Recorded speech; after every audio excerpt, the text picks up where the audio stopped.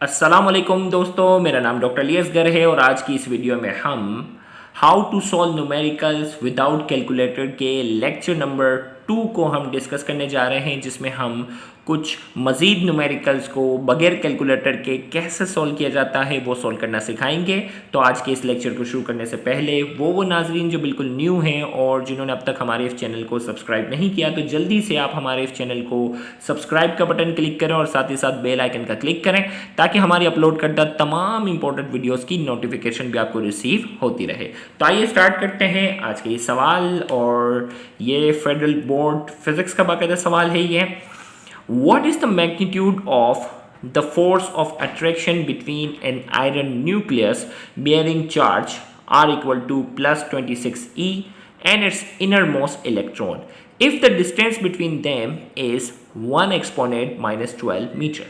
हमें कहा जा रहा आपने क्या बताना है, magnitude of force of attraction बतानी है between an iron nucleus. Iron nucleus के ऊपर जो चार्ज बताया जा रहा है वो कितना है, आर की वैल्यू बताई जा रही है प्लस 26 इलेक्ट्रॉन, यानी इलेक्ट्रॉन के मुकाबले में 26 गुना इसका यहाँ चार्ज है, और इनर मोस्ट इलेक्ट्रॉन, इलेक्ट्रॉन के दरमियान, और इन दोनों के दरमियान यानी न्यूक्लियस और इलेक्ट्रॉन के दरमियान का जो फासला बताया जा रहा है वो कितना है, 1 एक्सपोनेंट माइनस 12 मीटर।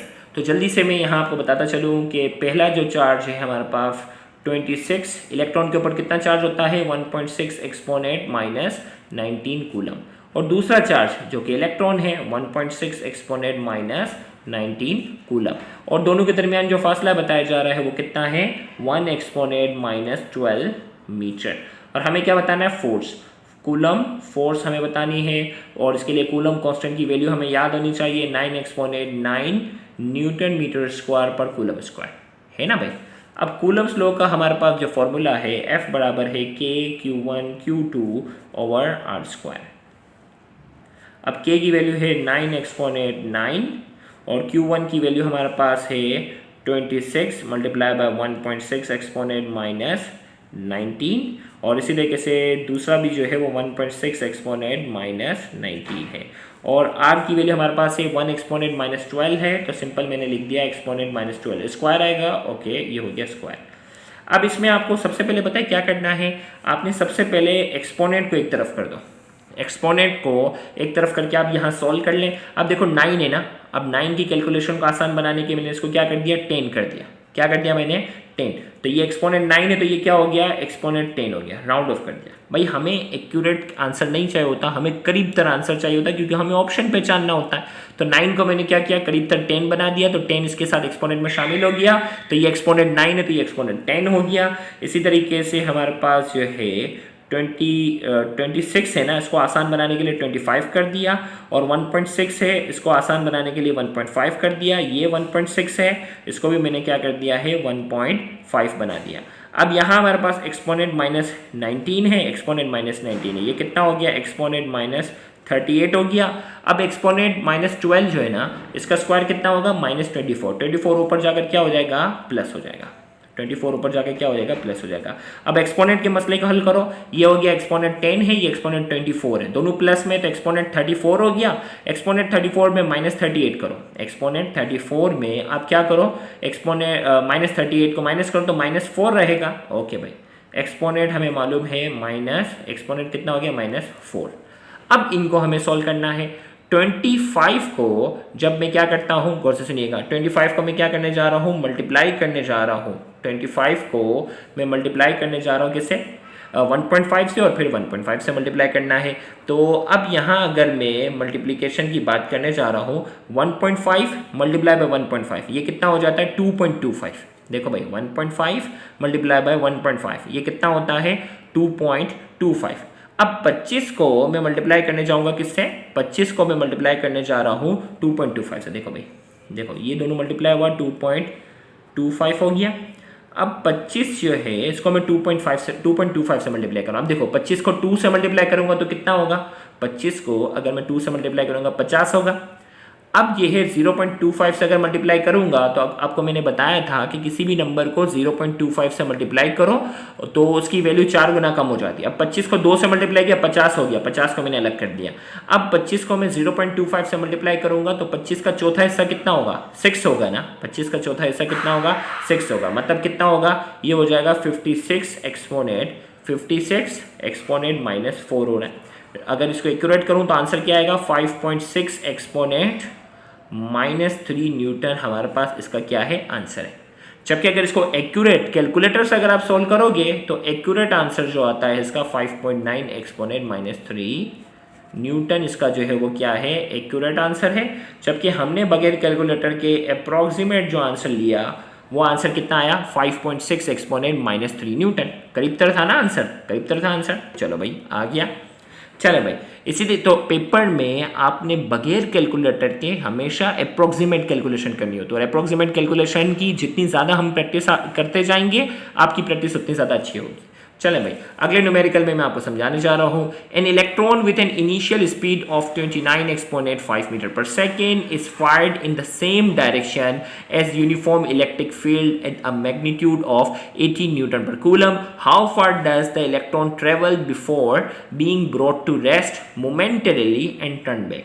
भाई एक इलेक्ट्रॉन है, अब देखो भाई सवाल में हमें कहा जा रहा है कि इलेक्ट्रॉन है उसकी जो इनिशियल रफ्तार है 29 एक्सपोनेंट 5 मीटर पर सेकेंड है, और इसमें कहा जा रहा है कि एक इलेक्ट्रिक फील्ड है जिसकी इलेक्ट्रिक फील्ड इंटेंसिटी कितनी है, 80 न्यूटन पर कूलम है।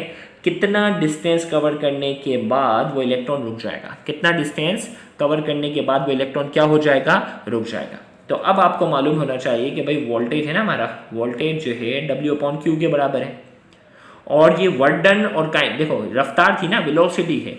अब देखो वोल्टेज जो बराबर है वर्क डन अपॉन चार्ज के। अब वर्क डन और काइनेटिक एनर्जी दोनों क्या होती है, रिप्लेस हो सकती है। तो यहाँ हमने कहा ये वोल्टेज है, वर्क डन की जगह मैंने काइनेटिक एनर्जी का फॉर्मूला रखा 12mv²/Q। और वोल्टेज का आपको मालूम है एक फॉर्मूला है इलेक्ट्रिक फील्ड इंटेंसिटी। वोल्टेज का एक फॉर्मूला हमारे पास है electric field intensity multiply by distance. अब ये हमारे पास फॉर्मूला आ चुका है। अब हमें डिस्टेंस चाहिए ना भाई, कितना डिस्टेंस कवर करने के बाद, कितना डिस्टेंस कवर करने के बाद वो रुक जाएगा। तो d जो है वो वहाँ E को वहाँ भेज दिया, तो d का हमारे पास फॉर्मूला बन गया है mv²। अब ये हाफ है ना, हाफ का 2 को नीचे ले लेते हैं भाई, डिनोमिनेटर में ले लेते हैं EQ। ये हमारे पास जो है वो क्या हो गया, ये फॉर्मूला बन गया हमारे पास mv² 2EQ। अब वैल्यू पुट करते जाते हैं। अब यहाँ बात किसकी हो रही है, इलेक्ट्रॉन की। तो इलेक्ट्रॉन का मास कितना होता है, इलेक्ट्रॉन का मास हमारे पास होता है 9.11 एक्सपोनेंट -31। वेलोसिटी कितनी है 29 एक्सपोनेंट 5। स्क्वायर है ना, कैलकुलेशन मुश्किल ना हो जाए, इसीलिए मैं अभी यहाँ स्क्वायर का चक्कर में नहीं पड़ रहा। 29 को 2 बार लिख लो ताकि हमें कोई आसान रास्ता निकल आए ना सॉल्व करने का। देखो इस सवाल में क्या है, कैलकुलेशन ही मसला है ना, और कुछ भी नहीं। और इलेक्ट्रिक फील्ड इंटेंसिटी हो गई 80, और Q हमारे पास जो है इलेक्ट्रॉन का जो चार्ज है आपको मालूम है 1.6 एक्सपोनेंट -19 कूलम जो है ये क्या होता है, इलेक्ट्रॉन का चार्ज होता है। अब यहाँ हमारे पास जो है हम इसको जो है वो सॉल्व करने जा रहे हैं। 9 को मैंने क्या कहा, देखो भाई 9 को आपने 10 मान लिया इससे पहले, और 29 है ना, गौर से देखो 29 जो है इसको हम क्या कर लेते हैं, 29 को हम मान लेते हैं 30। गौर से देखो 29 को मैंने मान लिया 30, इसको भी मान लिया 30। तो 30 और 30 कितना हो गया, 30 को 30 से मल्टीप्लाई करो कितना हो जाएगा 900। कितना हो गया 900। भाई 29 को 30 मान लेता हूँ ना कैलकुलेशन करने के लिए, तो ये हो गया 30 और ये हो गया 30। अब ये 30 और 30 ये कितना हो गया हमारे पास 900, और ये 9 ये वाला है, इसको 9 से करो तो कितना हो जाएगा, ये हो जाएगा 8100 हो जाएगा। देखो 30 और 30 कितना हो गया 900, 900 को 9 से करो तो सीधा मैंने यहाँ लिख दिया 8100 हो गया। अब यहाँ एक्सपोनेंट के मसले को हल करते हैं हम। एक्सपोनेंट ये कितना हो गया -31 है, और इसी तरीके से ये कितना हो गया 10 हो गया, एक्सपोनेंट 10 हो गया, और नीचे से ये 19 अगर ऊपर आ जाएगा तो क्या हो जाएगा प्लस हो जाएगा, एक्सपोनेंट +19 हो जाएगा। और 2 को अगर मैं इससे मल्टीप्लाई करता हूँ, गौर से देखो 2 को अगर मैं इससे मल्टीप्लाई करता हूँ तो कितना हो जाएगा 3.2 हो जाएगा। एक्सपोनेंट 19 इसका क्या हो गया ऊपर जा चुका है। अब देखो भाई ये है ना, गौर से देखो अब ये 80 है ना, इसको मैं मल्टीप्लाई नहीं कर रहा। देखो ये 8100 है ना, तो ये दर हकीकत 81 एक्सपोनेंट 2 है। भाई इतनी तो मैथ आती है ना, 8100 है, ये दर हकीकत क्या है 81 एक्सपोनेंट 2 है। चले तो अब देखो क्या कमाल हो गया हमारे पास, इसका हल किया 10 और ये प्लस हो गया ना 29 है, और ये 29 और ये कितना हो गया 29 है, और ये हो गया। देखो एक मिनट में आपको यहाँ लिख के बता, देखो यहाँ इसका एक्सपोनेंट 2 ले लिया ना, -31 है, 10 है और ये 19 है। सही है। नीचे क्या बचा हुआ है, नीचे है 32 और ये हो गया 80। अब देखो भाई ये कितना हुआ, 2 और 10 12 हो गया, 12 में 19 ऐड किया तो कितना हो गया, 31 हो गया। और 31 प्लस का और 31 क्या है, माइनस का है। फिर से देख लो भाई, ये 19 है और ये 10, 29 हुआ, 29 में प्लस 2 किया कितना हो गया, 31 हो गया ना। और 31 प्लस का और 31 माइनस का, तो इसका मतलब ये सारे आपस में क्या हो गए, कैंसिल आउट हो गए। और ये 81 और ये 80 ये कैंसिल हो गया, क्या बचा 1, अप्रोक्सीमेट यही बचा ना। अब 1 है और नीचे क्या है, 1 है और नीचे हो गया 3.2। अब 1 को जब भी हम 3 से डिवाइड करते हैं कितनी वैल्यू आती है, 0.333। तो इसका मतलब 1 को अगर मैं 3.2 से करूँगा तो राउंड ऑफ है, मेरे पास आंसर कितना आएगा, 0.3 मेरा क्या होगा, इसका आंसर होगा। और आप यकीन करें इसका एक्यूरेट आंसर जो है वो कितना है, 0.29।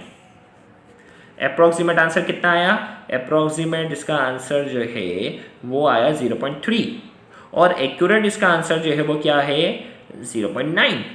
तो आप देख लें कि हम रफ कैलकुलेशन जो करते हैं उसमें हमारा मकसद जो होता है स्पेशली एमडी कैट में करीब तर आंसर पे क्या होना होता है, जाना होता है, ना कि हमें एक्यूरेट आंसर लाना होता है। तो अगर आपका आंसर 0.3 अप्रोक्सीमेट आ जाएगा तो 0.29 अगर ऑप्शन में होगा तो हम बआसानी क्या करेंगे, पहचान लेंगे।